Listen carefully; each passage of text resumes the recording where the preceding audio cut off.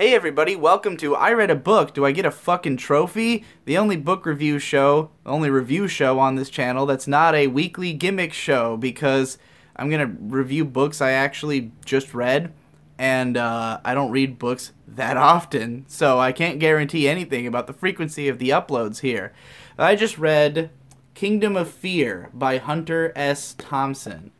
Now, it would probably surprise no one to realize that I was a fan of Hunter S. Thompson because I call myself the otaku gonzo journalist and have done so for years. Hunter S. Thompson invented the concept of gonzo journalism, which is that essentially he inserts himself into the story that he's writing, whereas journalism usually tries to take a pulled back approach and study a subject. Hunter S. Thompson instead makes himself the subject, such as with his first book, Hell's Angels, in which he joined the Hell's Angels and wrote about his experience there.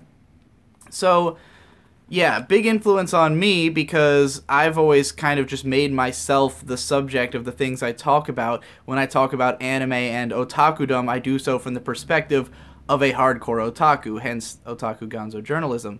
But fun fact, while I know lots of random trivia about Hunter S. Thompson and generally have admired his lifestyle, I've read maybe 30 pages of Fear and Loathing in Las Vegas, and that was it until this book. So I felt like, man, I'm a real poser to the gonzo name. I feel like I should actually read some of his stuff to make sure I'm actually that I actually know what I'm talking about, that I understand what gonzo journalism is, and that it is something I relate to and want to call myself. Which entirely I do. I mean, Hunter's writing is exactly what I thought it was. It's exactly how I would have envisioned it in my head. So, yeah, I felt, if anything, a renewed confidence. And I'll tell you that this book is something of a source of power for someone like me. I suspect all of Thompson's writing would be, but this book in particular, what its sort of subject matter is, which is difficult to parse, I might add. This is a strange book. And it might seem, if you know Hunter S. Thompson's work, like a really weird place to start, having not read any of his books before. That's because the reason I read this one in particular, I'm going to memorize the page count I'm trying to hold open so I don't have to hold my finger awkwardly in the book anymore. The reason I picked this one up is that I was at Barnes & Noble trying to find Hunter S. Thompson's books, and in the fiction literature section, they had the Rum Diaries, because that's the one book that is, you know, actually completely fictional, although highly based on his own experiences. And then I went over to the biographies and memoirs section, and they had this one, as well as a biography written, like, this is written by Hunter S. Thompson, but it is a memoir, and they also had a biography called Gonzo. But I couldn't find a section that actually had the rest of his books. Turns out there's a tiny tucked away journalism section that after scouring the store I didn't somehow manage to see where the rest of the books were. Didn't find that out till later. But anyways, I read this book, which is one of the last ones he wrote. I think it's the second to last, and but that was published at least before he died. Well, I say died, I mean shot himself in the head in 2005. But this was published, I think, in 2002, and the structure of it, it sort of, kind of, goes through his life. However, the way this book is constructed is that a lot of it is written for the sake of the book, looking back into the past. Then parts of it are written for the sake of the book, from the perspective of the present, like about things that are happening now, that are intermittently sprinkled in. Some of it is just like letters, either that he wrote to others or that others wrote to him, articles about him from over the years, and just this, sometimes he's describing events that, like, sometimes the writing itself in the book is just from that time. Sometimes there's snippets in here where maybe he's telling a story about something that happened in 1995, and then we switch gears to writing he did on the subject in 1995. And it can be a little bit difficult to even figure out, like, where am I in the timeline here? Which Hunter am I reading, and does that matter? You know, because his voice is fairly consistent across the whole thing. And there's lots of tangents and subplots, and really there's not a lot of sense of why he's describing any of the things that he is a lot of the time. It's usually just kind of a vignette story, just some random thing that he did at some point in the past. But there's kind of a chronology to it. Like, the stories from earlier in his life are earlier on. You get through some 70s and 80s war stories, some 90s stuff. So there is a kind of logical timeline progression, but it's not obvious. In fact, it's not until later into the book that I can really say, okay, that did seem like it was all in order, just because it jumps around so much. And, you know, it's lots and lots of very short chapters and segues, sometimes into just total farce. Like, there's parts in here that are definitely just true stories about his life and journalism career. Then there's parts where little bits of fiction pop in, and you can tell that there's moments where he's twisting the truth. And then there's parts that are just like outright obvious fucking bullshit. Like stories that no one could possibly confirm, and there's no way they happened. Like one where this is just totally random in the book. This is just like a random little chapter. No clarification on when this story takes place, but it's just a short chapter about him driving a car, I think like a Cadillac or something, and suddenly I don't remember why, he was pulled onto the side of the road or something like that, but a mountain lion just jumps through the window of his car. Just jumps through the passenger seat window and just gets in the car. It starts attacking him, and in the process it turns up the stereo to max, and he's freaking out, and it gets into the back, and he takes a hammer, a ball-peen hammer, just swings it backwards and manages to kill it by busting its brains. There's no way this happened. The way it's described is just so, like, in a man's life which is already unbelievably out there. For anyone who doesn't know about Hunter Thompson, what he's known for is, aside from the gonzo journalism, is that his life is just full of insane, crazy stories. He's been all over the world. He throws himself into the action of every scenario. He seems to seek out the most dangerous way that a scene can play out. He does lots of drugs. He loves guns, carries them around, fires them a lot, lives out in the mountains of Colorado in a fortified area called Owl Farm, which is full of peacocks and guns and lots of rum and whiskey and alcohol. So yeah, he's a man who likes to live dangerously, but he does it all with this odd combination of like some level of machismo swagger, but always pulled back and from this freaky, you know, weirdo perspective. Like, he's definitely a strange guy. He's not just some, like, you know, he's not just some hard ass. If anything, he seems more distant, you know, than that.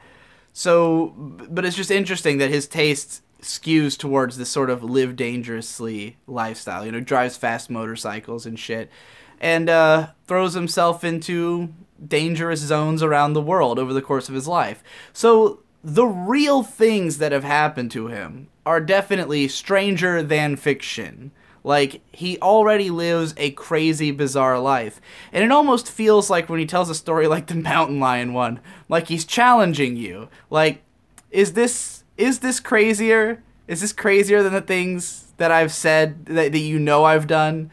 You know, like, is this, where do we draw the line? When is it too much? When's it like, okay, buddy? Like, that's the only moment in this that was official. Like there's some stories that feel very bent. You know, one particular one towards the end of the book where it goes full fear and loathing, and it's just this, like, insane drug trip bender with this this crazy judge who he teams up with for a little while, and it feels like, man, this could be steeped in truth, but it goes so far over the top. It's just the number of things happening in the span of time it's happening that really makes you call it into question. But then at the same time, you gotta go, well, shit, I mean, crazier stuff happens, right? But how could so much crazy happen to one man? Well, if you throw yourself into crazy, if your whole job is trying to put yourself into as much crazy as possible, maybe it could happen. Who knows? I don't believe for a second that the mountain lion story is true, though. I'm not buying that one. But the rest of it is questionable. So yeah, the story kind of bounces all over the place, and it's almost difficult to follow. There's definitely parts where I'm reading a chapter and I'm thinking, what is the point of this particular detail that's in here? And sometimes I don't really get an answer to that. Thankfully, the chapters are all so short that that really doesn't matter, and some of the stories are really fascinating or just have me on the edge of my seat. And there are some recurring stories where he'll tell a story in parts over the course of the book, or sort of thread a line through it. Something that may have seemed like a total random offshoot at the beginning, later on is kind of important to understanding a later event or something like that. So the real through line of this book, and what I think makes it powerful, is this idea that Hunter's father gave to him when he was a kid, that there's no such thing as paranoia, because you are totally justified in all of your crazy fears. If I had to describe what Hunter is trying to impart here with this book, and he says early on that, like, while he has enjoyed his life, while he has, had fun and done all this stuff, he does not necessarily advise it to anybody else. This is not a lifestyle most people can lead. However, you can learn from his lifestyle.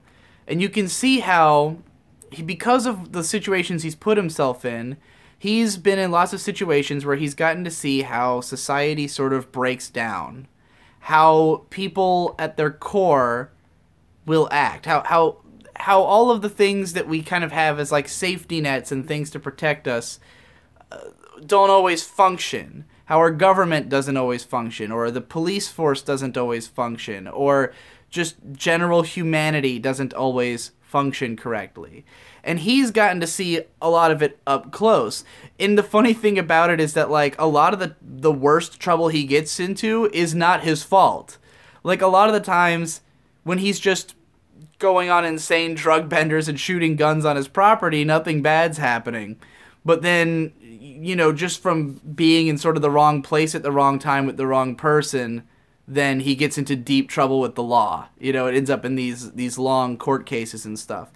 And it's just what he's kind of trying to impart on you. And he tells lots of stories of other people other than himself to sort of add to this idea, is that you need some level of fear and you need to protect yourself. Like, the ultimate message of this book is protect yourself. Don't rely on the systems around you to hold up, because they will fall through. Because there is corruption, or just a lack of basic empathy, or just any number of reasons that things can fuck you over. And it's not that you should count on it. It's not like you should just expect things to go wrong. Well, I mean, you should expect the possibility that they'll go wrong, And he's showing how, like, he lives on the fringe. He expects these things. He's ready. He's always ready, because through a lifetime of dealing with this stuff, of being in these positions, he's figured out how to deal with them. He's figured out how to win. When the system fucks him over, he knows how to fight back and to try to get his and get everyone's, make things right. There's a great story that is sort of the main one that runs through it. It's told in 3 parts over the course of the book, where basically this woman from the sex industry is trying to get him to write a book about her, or to write an article about her. And she's being really pushy and comes into his house and is like kind of messing with him, and he's really upset with her. And then she kind of like comes at him, and he just knocks her on her ass. So she tries to press sexual assault charges on him and makes up all these stories about him, and it turns into this long court battle.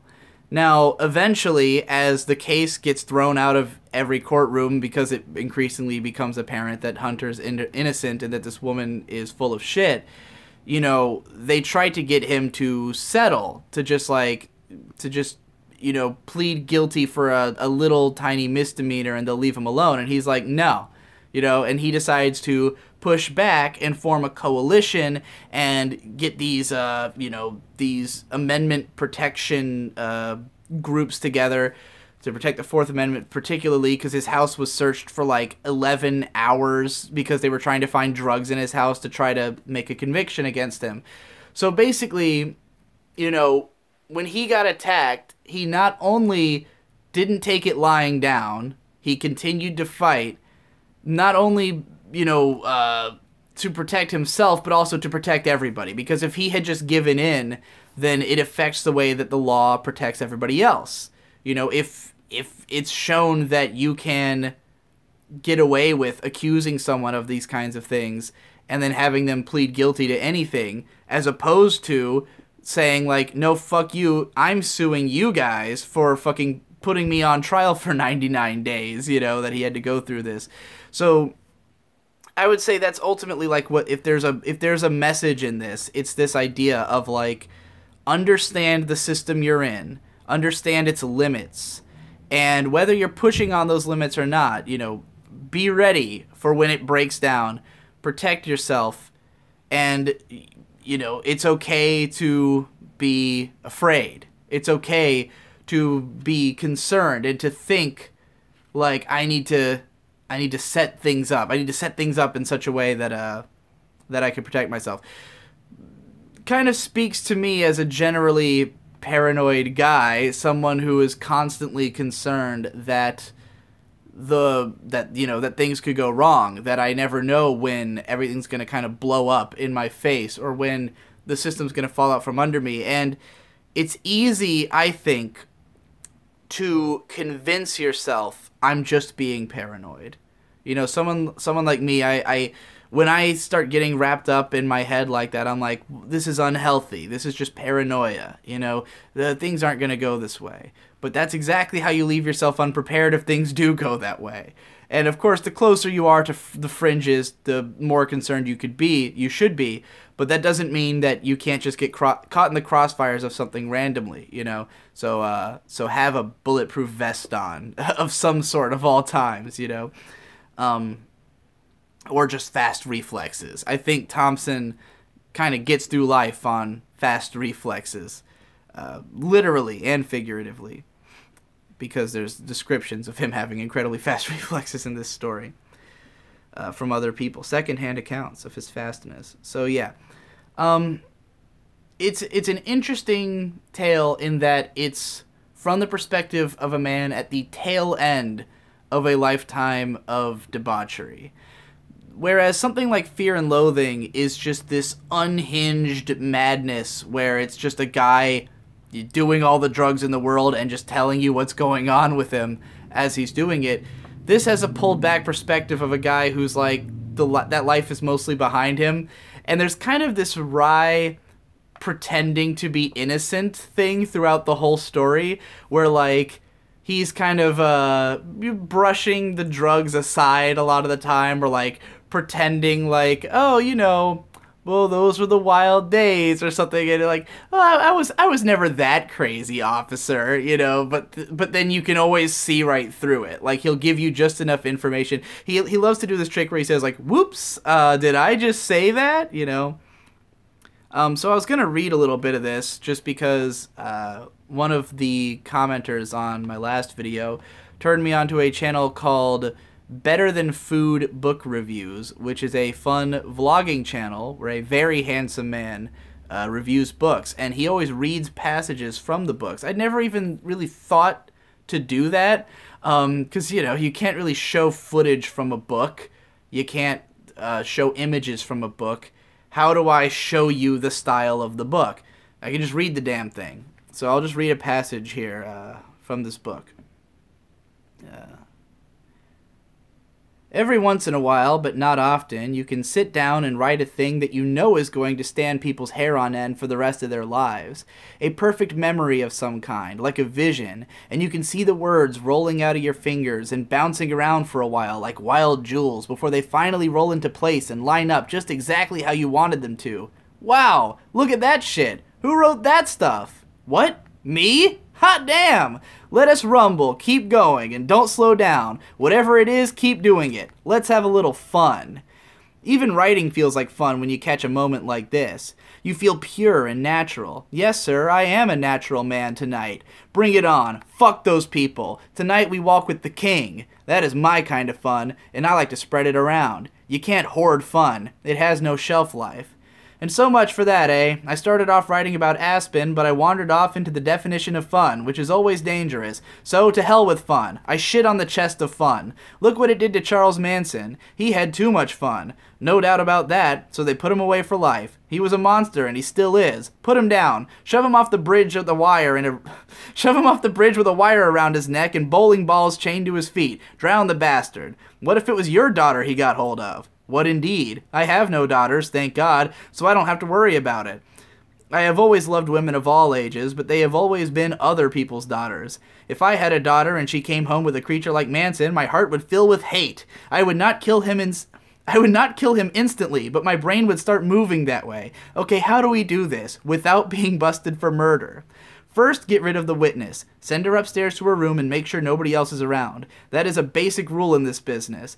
The next step is to grab a loaded shotgun off the wall and lure him into the kitchen by stomping heavily on the floor and screaming crazily while you dial up 911. That'll put your situation on the record. Keep screaming, "Get away from me, Charlie! Don't come any closer!" until he comes running into the room with wild eyes and you can blast him straight in the chest with both barrels. Do not miss or things will turn queer in a hurry. Make sure he's stone dead when he drops because you will not get another chance. He will be on you with a butcher knife, but if you do it right, you'll be hailed as a hero, and your daughter will think long and hard before she comes home with another creep like Manson. Yeah, that's just a sort of random, tangential, irreverent passage that I thought was particularly hilarious. Really reminds me of the writing style of my good friend Endless Jess, actually.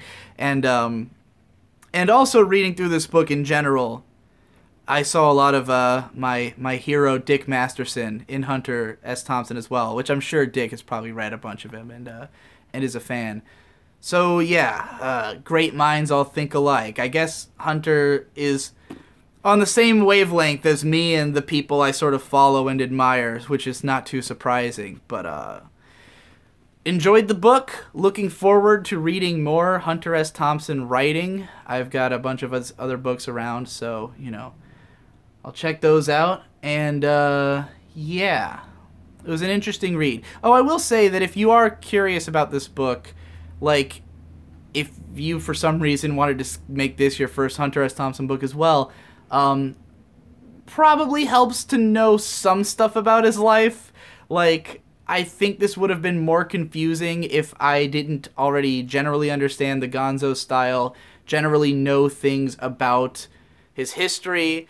Like, for instance, Johnny Depp becomes kind of like a recurring character in the story because Johnny Depp played Hunter S. Thompson in Fear and Loathing in Las Vegas, the movie, and The Rum Diaries, and they were close friends through the 90s because of the fact that Johnny Depp like lived with him and studied his every movement for a year or something.